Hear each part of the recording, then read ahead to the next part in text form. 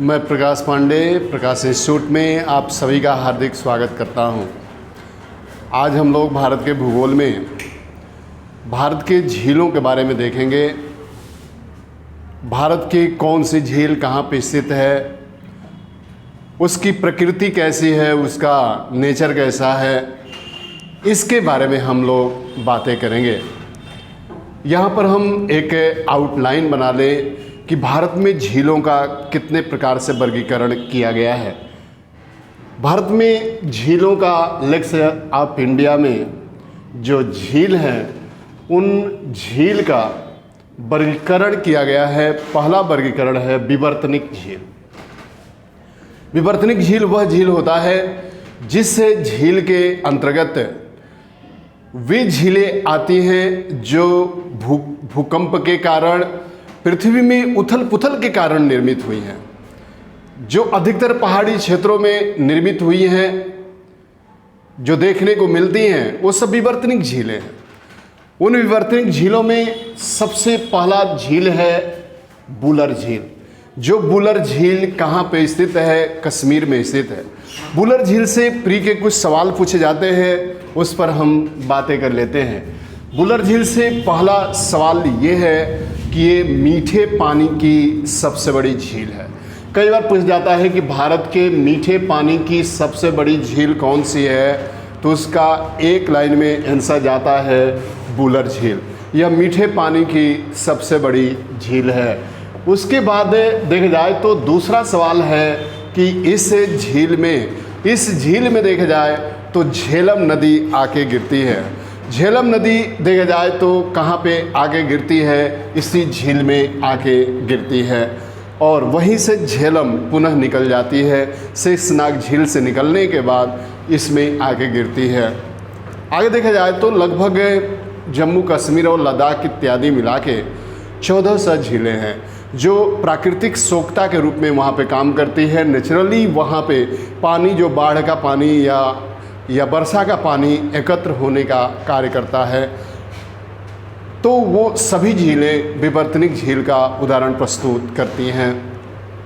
आगे हम दूसरे झील पर बातें कर लें तो दूसरा झील है क्रेटर झील।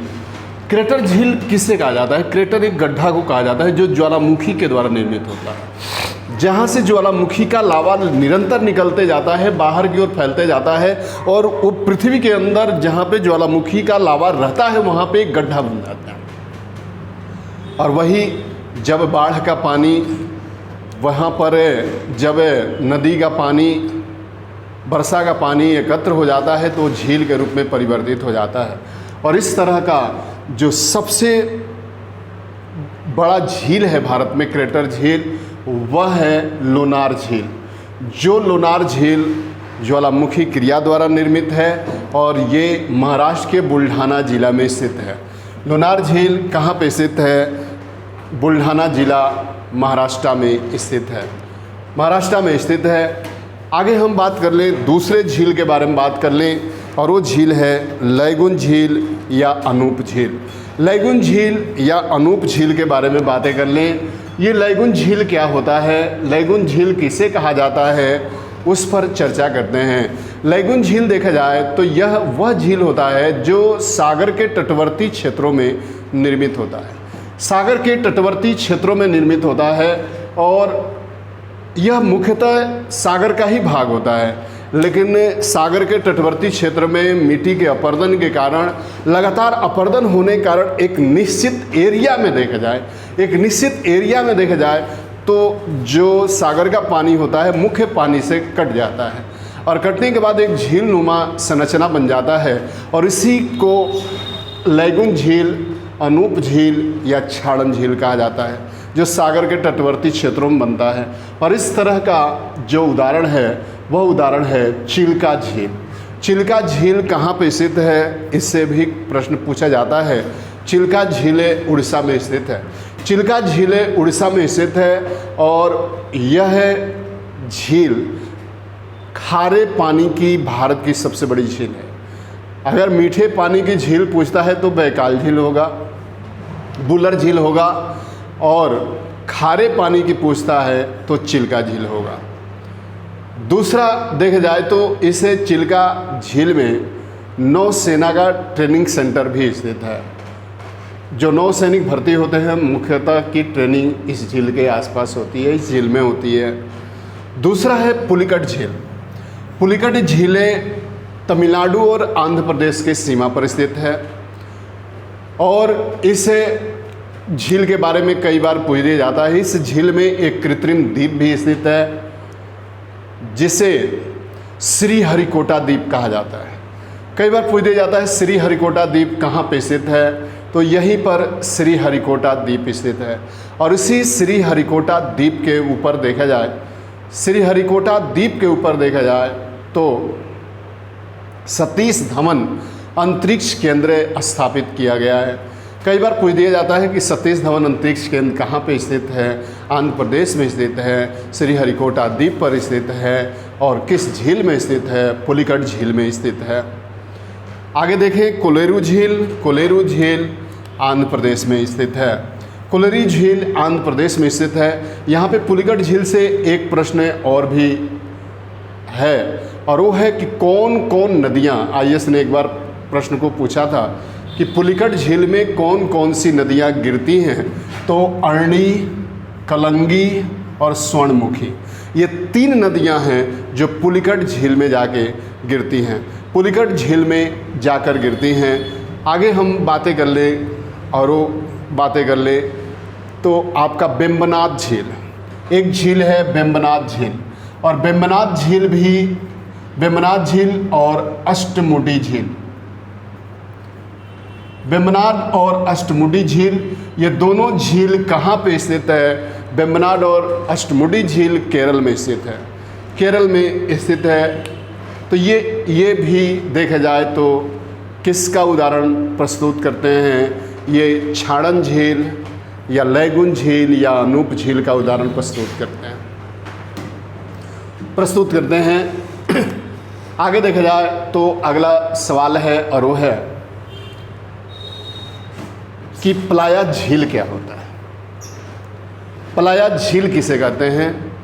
प्लाया झील वायु क्रिया द्वारा निर्मित झील होता है, जो वायु तेज हवाओं के माध्यम से, तेज पवन के माध्यम से बालू के छोटे छोटे कणों को उड़ा ले जाता है और उड़ा के ले जाने के बाद दूसरे स्थान पे उसे स्थापित करने का काम करता है, उससे ही पलाया कहा जाता है।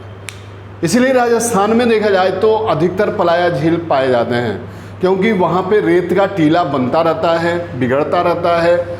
इसी कारण वहाँ पे वायु के द्वारा एक जगह की मिट्टी दूसरे जगह उड़ाई जाती है, चारों तरफ से मेड़ाबंदी जैसी संरचना बना दी जाती है और उसी संरचना में जब बाढ़ का पानी, वर्षा का पानी एकत्र हो जाता है तो ऐसे झील को पलाया झील कहा जाता है और इस झील से नमक निकालने का कार्य किया जाता है। और ये झीलें राजस्थान में प्रमुख है। सांभर झील पलाया झील का उदाहरण है। राजस्थान में सांभर झील, डिंडवाना झील, पचभद्रा झील, लून करनसर झील, ये सभी नमक निकालने के लिए उपयोग में लाए जाते हैं। आगे देखा जाए तो अगला है हिमानी क्रिया द्वारा निर्मित झील। ये हिमानी क्रिया द्वारा निर्मित झील क्या है, इस पर हम बातें करेंगे। हिमानी क्रिया द्वारा निर्मित झील के बारे में हम बातें करेंगे। तो यहाँ पे देखें हिमानी क्रिया द्वारा निर्मित झील कौन कौन से हैं। ये हिमानी क्रिया है क्या? पहले जहाँ पे बड़े बड़े ग्लेशियर थे, लेकिन हजारों वर्षों से वो ग्लेशियर पिघलते गए और पिघलते जाने के बाद उससे नदी, जल इत्यादि निकलता रहा, लेकिन बाद में वो ग्लेशियर जिस स्थान पे था वहाँ से पानी बाहर नहीं निकल पाया, जिसके कारण वो ग्लेशियर पिघल के झील के रूप में परिवर्तित हो गया। आज कुमायूं और गढ़वाल हिमालय की जितनी भी झीलें हैं वो इसी प्रकार के उदाहरण प्रस्तुत करते हैं, जिसमें प्रमुख देखा जाए तो राकसताल, नैनीताल, सातताल, नौकुचिया ताल, खुरपा ताल, समताल, पूना ताल, मालवा ताल, रूपकुंड है। रूपकुंड को ही कंकाल झील के नाम से भी पुकारा जाता है। तो ये देखा जाए तो हिमानी क्रिया द्वारा निर्मित झील है। आगे हम बात कर लें कुछ अन्य प्रमुख झीलों की। कौन सा झील किस राज्य में स्थित है और उस झील की क्या विशेषता है। सूरजकुंड झील पूछ दिया जाता है कि किस राज्य में स्थित है, ये हरियाणा में स्थित है। सूरजकुंड झील हरियाणा में स्थित है। आगे हम बात कर ले चपनाला झील। चपनाला झील को देखा जाए तो चपनाला झील असम में स्थित है। पियोगांग झील, पियोगांग झील ये सिक्किम में स्थित है। पियोगांग झील इस समय बहुत चर्चा में है।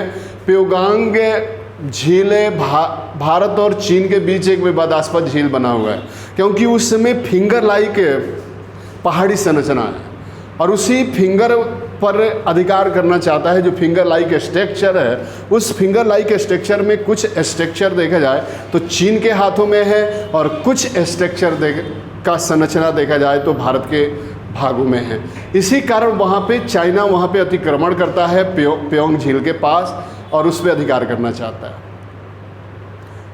तो ये प्योंग झील सिक्किम राज्य में स्थित है, उसके कुछ भाग पर चाइना ने भी अधिकार किया है। ये भारत के सबसे ऊंचाई पर स्थित झील है। दूसरी तरफ हम बातें कर ले पाल झील, ये मिजोरम में स्थित है। उमियम झील मिजोरम में स्थित है। एक सबसे महत्वपूर्ण झील की चर्चा करते हैं जिसे लोकटक झील कहा जाता है। आखिर ये लोकटक झील का क्या महत्व है, लोकटक झील से क्या प्रश्न पूछे जा सकते हैं, उस पर भी हम चर्चा कर लेते हैं। लोकटक झील एक प्राकृतिक झील है जो मणिपुर राज्य में स्थित है। इस झील की सबसे बड़ी खासियत है कि इस झील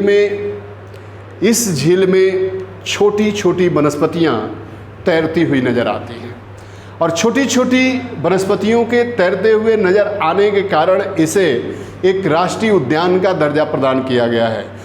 और वह राष्ट्रीय उद्यान किस नाम से जाना जाता है, किस नाम से जाना जाता है, तो लोकटक झील के बारे में बात किया और उसमें तैरने वाले राष्ट्रीय उद्यान के बारे में बात किया। कई बार ये पूछ दिया जाता है कि विश्व का एकमात्र तैरता हुआ राष्ट्रीय उद्यान कहाँ पे पाया जाता है, तो वह मणिपुर में पाया जाता है, लोकटक झील में पाया जाता है और उसका नाम है केबुल लाम जाओ झील। केबुल लाम जाओ झील मणिपुर के लोकटक झील में पाया जाता है, जो एक विश्व का एकमात्र तैरता हुआ राष्ट्रीय उद्यान है। ये IAS, PCS सब में प्रश्न पूछा जा चुका है। आगे हम बात कर लें तो लोकटक झील पूर्वोत्तर भारत की मीठे पानी की सबसे बड़ी झील है। पूर्वोत्तर कहने का मतलब 7 राज्य जो पूर्वोत्तर में स्थित हैं उसकी सबसे बड़ी झील है लोकटक झील। आगे देखा जाए तो अब नदियों के ऊपर मानव के द्वारा डैम बना के कुछ कृत्रिम झील का भी निर्माण किया गया है। कृत्रिम झील का भी निर्माण किया गया है और इस कृत्रिम झील में कौन कौन से झील हैं जिनका निर्माण किया गया है, उस पर भी हम बातें कर लेते हैं। इस पर कृत्रिम झील में जो बनाया गया है उसमें देखा जाए तो गुजरात में नर्मदा नदी के तट पे सरदार सरोवर बांध है, वहाँ पे सरदार सरोवर झील है।